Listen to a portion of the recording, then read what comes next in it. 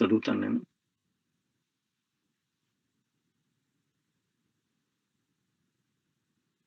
16వ వచనం చదువుదాం. నిరాక్షేపముగా దైవభక్తిని గూర్చిన మమ్ము గొప్పదై ఉన్నది. ఆయన సశరీరుడుగా ప్రత్యక్షుడాయెను. ఆత్మ విషయమున నీతిపరుడని తీర్పు నొందెను. దేవదూతలకు కనబడెను. రక్షకుడని జనములలో ప్రకటింపబడెను. లోకమందు నమ్మబడెను. ఆరోహణుడై తేజోమయుడయ్యెను. సో, ఇక్కడ పౌలు తిమోతికి రాస్తూ వీటిని తిమోతి, తీతు ఇవన్నీ కూడా వీటిని పాస్టోరల్ ఎపిస్టిల్స్ అంటారు. ఏంటంటే ఆయన క్రింద ఆయన దగ్గర పనిచేస్తూ ఉన్న ఆయనతో సహపనివారైన అలాగే ఆయన శిష్యులైన తిమోతికి, తీతుకు వీరందరికీ రాస్తూ ఏంటంటే క్రైస్తవ సంఘంలో విశ్వాసులు ఏ విధంగా ఉండాలి అనేది చాలా స్పష్టంగా రాస్తూ ఇక్కడ మొదటి తిమోతి గనక మనం చూసినట్లయితే, మొదటి తిమోతి 3వ అధ్యాయంలో మనం చూసినట్లయితే అక్కడ మొదటి అంటే అసలు ఎల్డర్స్‌కి లేకపోతే క్రైస్తవ నాయకులకి లేకపోతే సంఘంలో వీళ్ళందరికీ ఉండవలసిన లక్షణాలేమిటి? వీటన్నిటిని ప్రస్తావిస్తూ ఆ తర్వాత 3వ అధ్యాయంలో మొదట్లో అధ్యక్ష పదవిని ఆశించిన ఎడల అట్టివాడు దొడ్డ పనిని అపేక్షిస్తున్నాడు అనే మాట నమ్మదగినది అని చెప్తూ వారిలో ఉండవలసిన లక్షణాలు, వారిలో ఉండాల్సిన అంటే క్వాలిటీస్ అన్నిటిని ఏకరువు పెడుతూ ఆ తర్వాత 14వ వచనంలో మాతో మొదలెడతాడు. శీఘ్రముగా నీ యొద్దకు వత్తునని నిరీక్షించుచున్నాను. అయినను నేను ఆలస్యము చేసిన ఎడల ఒకవేళ నేను నీ దగ్గరికి రావాలని అనుకుంటూ ఉన్నాను తిమోతి. నువ్వు ఇక సంఘానికి పాస్టర్‌గా ఉన్నావు. సో, నీ దగ్గరికి శీఘ్రంగా వద్దామని చెప్పి లేకపోతే త్వరగా నీ దగ్గరికి వద్దామని నిరీక్షిస్తా ఉన్నాను. That's my hope. కానీ నేను రావడం ఆలస్యం అయితే దేవుని మందిరంలో అనగా జీవము గల దేవుని సంఘంలో జనులు ఎలాగ ప్రవర్తించాలో అది నీకు తెలియవలనని ఈ సంగతిని నీకు రాయిచున్నాను. అంటే చాలా మంచి ఇన్‌స్ట్రక్షన్ ఇది. సేమ్ ఇదే వాక్యం ఇంతకు ముందు కూడా నేను పంచుకోవడం జరిగింది. సో, ఎందుకు ఎందుకు ఒకసారి అంటే దీన్ని పంచుకోవడం జరుగుతుంది అంటే, చాలా అంటే ఇది అర్థం అవ్వడం చాలా ముఖ్యం. అంటే చాలా ప్రాముఖ్యమైన విషయం ఇది. అంటే తర్వాత రాస్తూ ఈ సంగతులు నీకు రాయుచున్నాను అని చెప్తూ, ఆ సంఘము ఏంటట సత్యమునకు స్తంభమును, ఆధారమునై ఉన్నది అని రాస్తూ 16థ్ వర్స్‌లో 16వ వచనంలో మొత్తం అంటే this is the climax of అంటే ఏంటంటే ఇదొక ఒక ఒక చాలా అద్భుతమైన విషయం. ఏంటంటే ఎందుకు ఇలా ఇవన్నీ రాస్తూ ఉన్నాను నేను. ఇలా బిహేవ్ జేయాలి. బిలీవర్స్ ఇలా బిహేవ్ చేయాలి. పాస్టర్స్ ఇలా బిహేవ్ చేయాలి. ఈ విధంగా ఉండాలి. ఈ విధంగా అంటే ఎలా మనం అన్యుల పట్ల అంటే ఏ విధంగా అంటే సంఘం బయట వారి పట్ల ఎలా రెస్పాండ్ అవ్వాలి? సంఘం లోపల ఉన్న వారి పట్ల మనం ఎలా ఉండాలి? ఇవన్నీ కూడా రాస్తూ ఎందుకిలా రెస్పాండ్ అవ్వాలి? ఎందుకిలా ఉండాలి? ఎందుకు అంటే మీ యొక్క కన్ఫెషన్ అనేది గొప్పది. ఏంటంటే మీరు దేవుని చేత లేకపోతే దేవుని కుమారుడైన యేసుక్రీస్తును విశ్వసించిన వారు కాబట్టి, దేవుని కుమారుని యొక్క రక్తం ద్వారా కొనబడిన వారు కాబట్టి, మీరు వెలపెట్టి కొనబడిన వారు కాబట్టి, మీరు మీ యొక్క అంటే మీ దే దే దేవుడు అంటే దేవుని యొక్క విమోచన కార్యం ద్వారా మీరు విడుదల పాపం యొక్క శక్తి నుంచి, పాపం యొక్క బానిసత్వాన్ని నుంచి, దాస్యాన్ని నుంచి విడుదల పొందిన వారు కాబట్టి ఓకే. ఎందుకు అంటే ఇలా ప్రవర్తించాలి అని రాస్తూ ఆ ప్రవర్తన అనేది లేకపోతే ఏదో ఊరికే మనం తెచ్చిపెట్టుకుంటే వచ్చేది కాదు. But it is because of the transformation అది లోపల నుంచి వచ్చే పరివర్తన వల్ల లేకపోతే నిజంగా అంటే ఒక రూపాంతరం చెందుట వచ్చే విషయం ఇది. ఇది అనే విషయాన్ని స్పష్టంగా ఇక్కడ రాస్తూ ఆ రూపాంతరం అనేది ఏ విధంగా సంభవం అయింది ఇక్కడ 16వ వచనంలో మనకి స్పష్టమైన ఆన్సర్ కనపడుతుంది. నిరాక్షేపముగా దైవభక్తిని కూర్చిన మర్మము గొప్పదై ఉన్నది.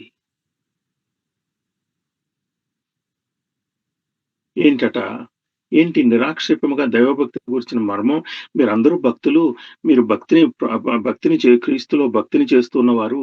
మీరంతా ఈ విధంగా బిహేవ్ చేయాలని చెప్పి మీకు రాస్తూ ఉన్నాను. కానీ ఆ దైవభక్తి యొక్క మర్మం గొప్పది. ఎందుకు? ఎంచేత ఏంటంటేనట, ఆయన సశరీరుడుగా ప్రత్యక్షుడాయెను. దేన్ని గురించి మాట్లాడుతున్నాడిక్కడ? మీ యొక్క విశ్వాసానికి మూలమైన, మీ యొక్క విడుదలకు, మీ విమోచనకు మూలమైన క్రీస్తుని గురించి మాట్లాడుతూ, ఆయన సశరీరుడుగా ప్రత్యక్షుడయ్యెను. ఆత్మ విషయమున నీతిపరుడని తీర్పునందెను. దేవదూతలకు కనబడెను. రక్షకుడని జనములలో ప్రకటింపబడెను. లోకమందు నమ్మబడెను.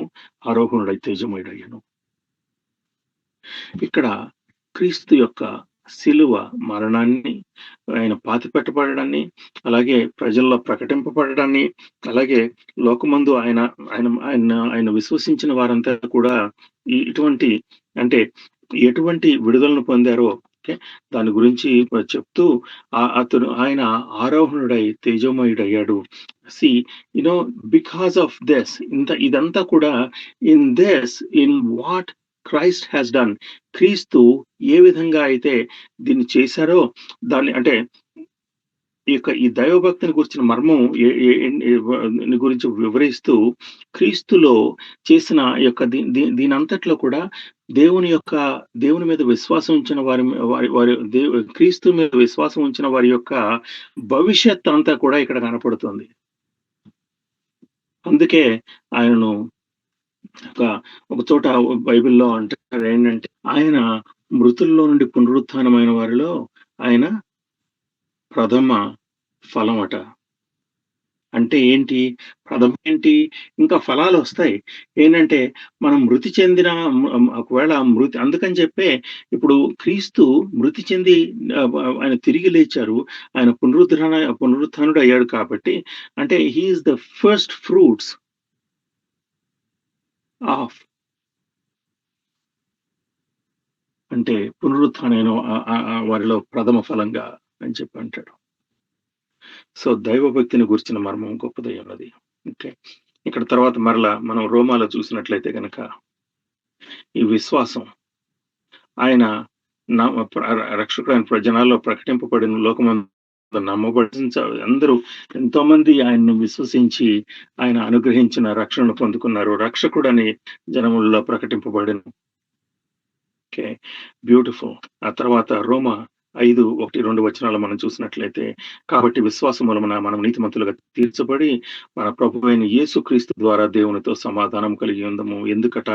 మరియు ఆయన ద్వారా మనము వలన ఈ కృపయందు ప్రవేశము గలవారమై we have access into this grace. ఈ కృపయందు ప్రవేశం అనే మాట అంత అంటే వెయిటీగా మనకు అనిపించదు. కానీ ఒకవేళ దీన్ని ఇంగ్లీష్‌లో మనం చూసినట్లయితే we have access. We have access into the grace, into the throne room of God because of what? ఎందుకంటే యేసుక్రీస్తు ఆయన కాబట్టి విశ్వాసం మూలమున ఆయన మీద ఉన్న మనం ఉంచిన విశ్వాసం మూలమున మనం నీతిమంతులముగా తీర్చబడి మన ప్రభు అయిన యేసుక్రీస్తు ద్వారా దేవునితో సమాధానము కలిగి ఉందము. That is the purpose of why Christ has come into this world. ఆ తర్వాత ఈ కృపయందు ప్రవేశము గలవారమై అందులో నిలిచి ఉండి దేవుని మహిమను గూర్చిన నిరీక్షణను బట్టి అతిశయపడుచున్నాము. వై ఆర్ వి అంటే మనం దేని విషయంలో అతిశయపడుతున్నాము? Why are we boasting? Where is our boast? Because ఎందుకంటే మనం ఈ కృపయందు ప్రవేశము గలవారమై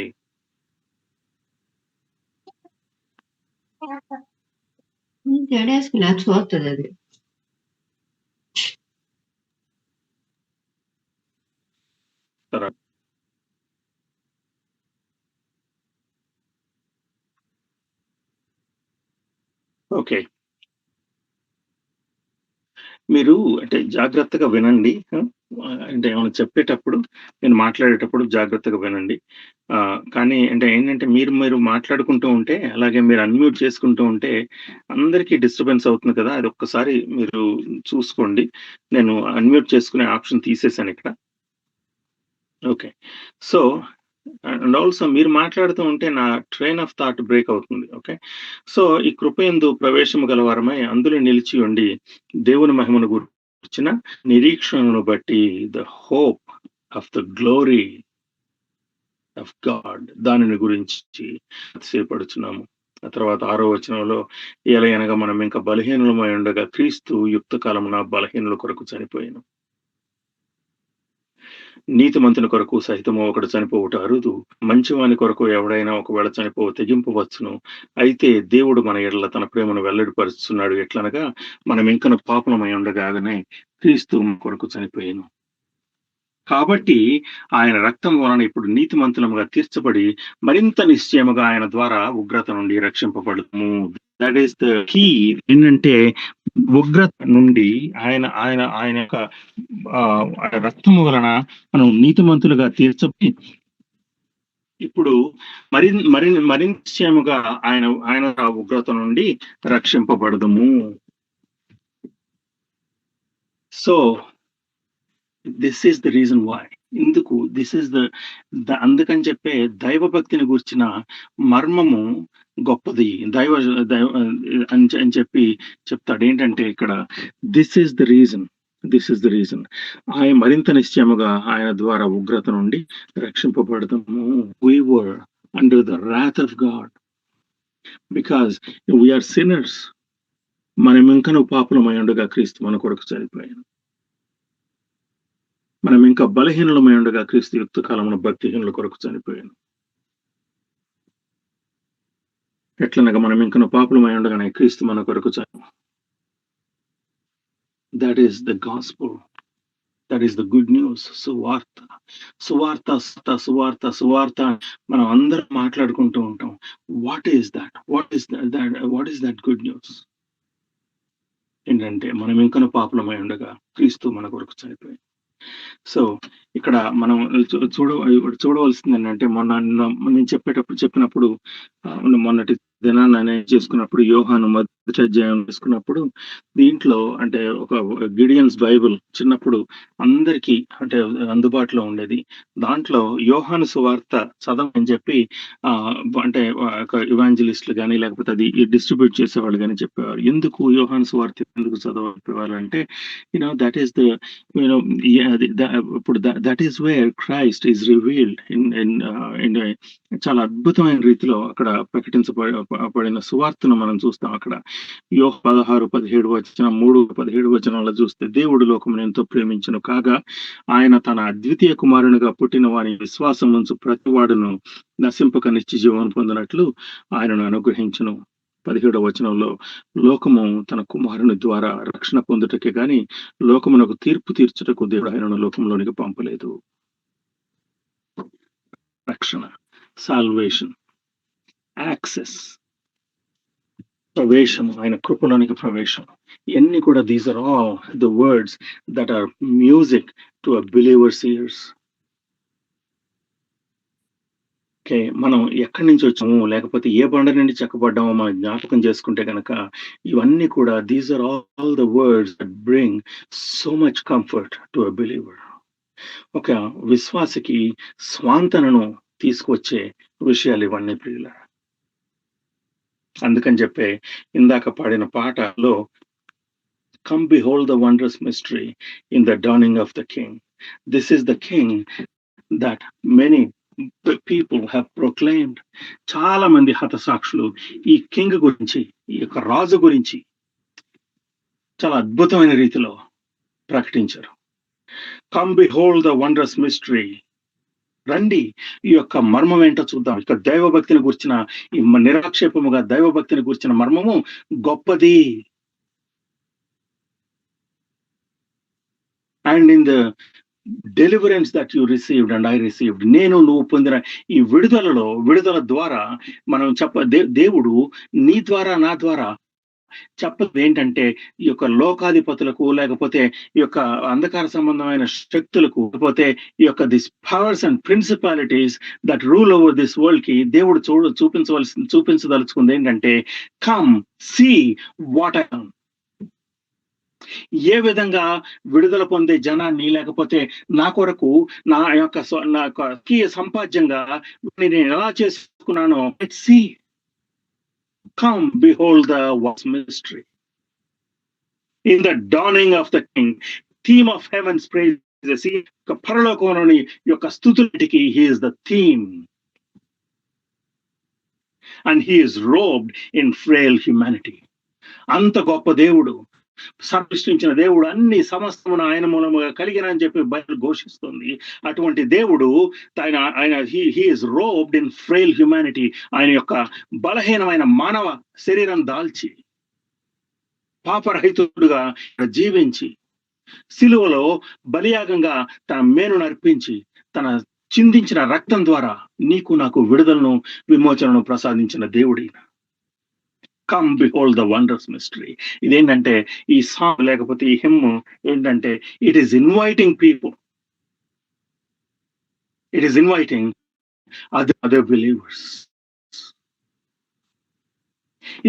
ప్రియులారా, ఇప్పుడు వచ్చే లోకంలో ఉండే పర్సిక్యూషన్ గురించి, లేకపోతే లోకంలో ఉండే శ్రమలను గురించి, లేకపోతే మనకు పొలిటికల్ సొల్యూషన్ మనం ఆలోచిస్తే కనుక ద బిగ్గెస్ట్ మిస్టేక్, అది ఒక గొప్ప ఒక చాలా చాలా భయంకరమైన ఒక మిస్టేక్ అవుతుంది, తప్పు అవుతుంది. అది ఎందుకంటే are called to call upon people to come behold this wondrous mystery.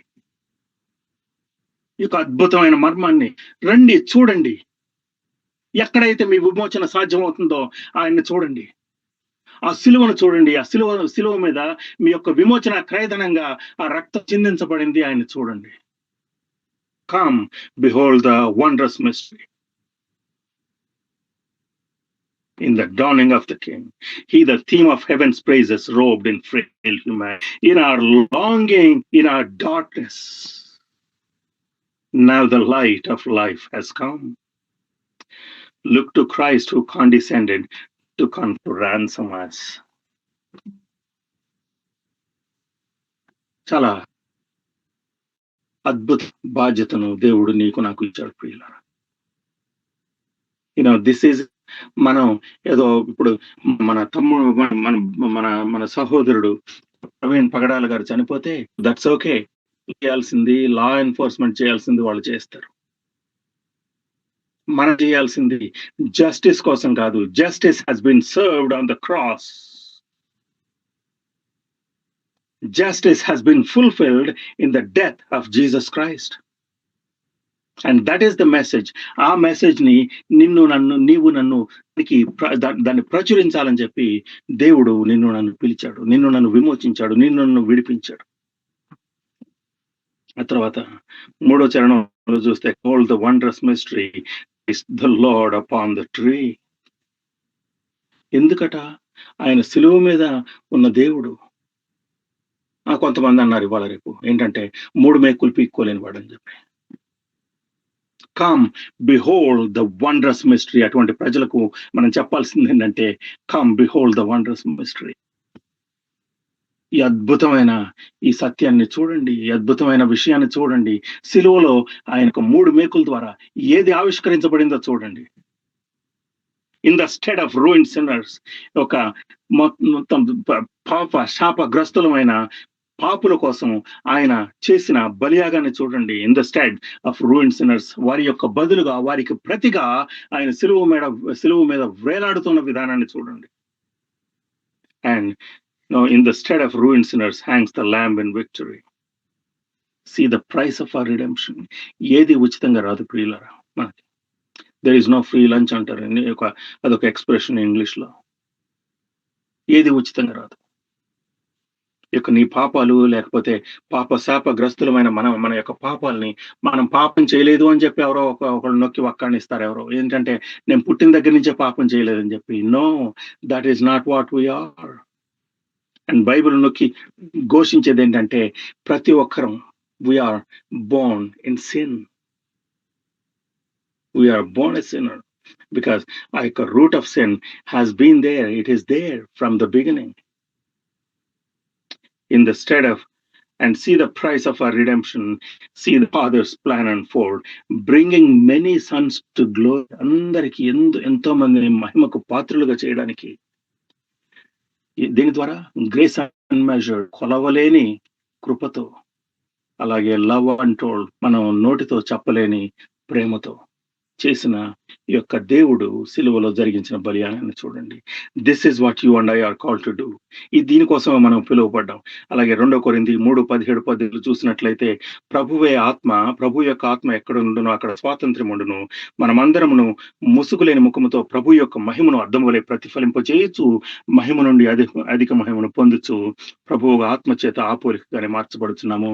నిన్న యోహానులో మనం చూసినట్లయితే you know through Christ we have been brought from glory to glory. కృపయు సత్యమును క్రీస్తు ద్వారా కలిగాయి అని చెప్పి మొదటి అధ్యాయంలో మనం అలాగే ఎలా as we are calling people to come behold, రండి యొక్క అద్భుతాన్ని చూడండి అని చెప్పి వీక్షించండి. ఏంటంటే సిలువలో ఆవిష్కరించబడిన మీ విడుదలను చూడండి, సిలువలో ఆవిష్కరించబడిన మీ యొక్క స్వాతంత్రాన్ని చూడండి, సిలువలో ఆవిష్కరించబడిన మీ యొక్క పరిశుద్ధతను చూడండి, సిలువలో ఆవిష్కరించబడిన మీ యొక్క క్షమాపణను చూడండి అని చెప్పి ప్రజలను మనం పిలుస్తూ ఉన్నప్పుడట మనం అందరం ముసుగులేని ముఖంతో ప్రభు యొక్క మహిమను అద్దము వలె ప్రతీకారం కాదండి మనం తీర్చుకోవాల్సింది. దేవుడు హీ ఈజ్ న్యాయవంతుడు, సత్యవంతుడు. అది గనక మనం బిలీవ్ చేస్తే వాట్ దెన్ దేవుడు యేసుక్రీస్తు ప్రభువులు వారు హింసించేటప్పుడు ఏమన్నారు ఆయన సిలువలో? వీరు ఏమి తండ్రి వీరేమి చేస్తున్నారు, వీరెరుగరు కనుక వీరిని క్షమించండి. You and I are to reflect his glory, and you and I are to reflect his nature, because that is what Christ has done. మనలో ఉన్న రాతి గుండెను తీసేసి మాంసపు గుండెను, మనలో ఉన్న నైజాన్ని తీసేసి పరిశుద్ధతను ఇవన్నీ మనకు ఆపాదించిన దేవుడు నిన్ను నన్ను కాల్ చేసేది ఏంటంటే he is asking us to reflect his glory as we are calling people. ప్రజలను మనం come behold the wondrous mystery, ఇదంతా ఈ యొక్క రండి చూడండి, ఈ అద్భుతాన్ని చూడండి అని చెప్పి ప్రజలను మనం పిలుస్తూ ఉన్నప్పుడు, అలా సువార్తను మనం ప్రకటిస్తూ ఉన్నప్పుడు మనలో ఎవరన్నా ఇలాగ ఒకవేళ ఎవరైనా పడిపోతే కనుక, లేకపోతే ఎవరైనా ఎవరన్నా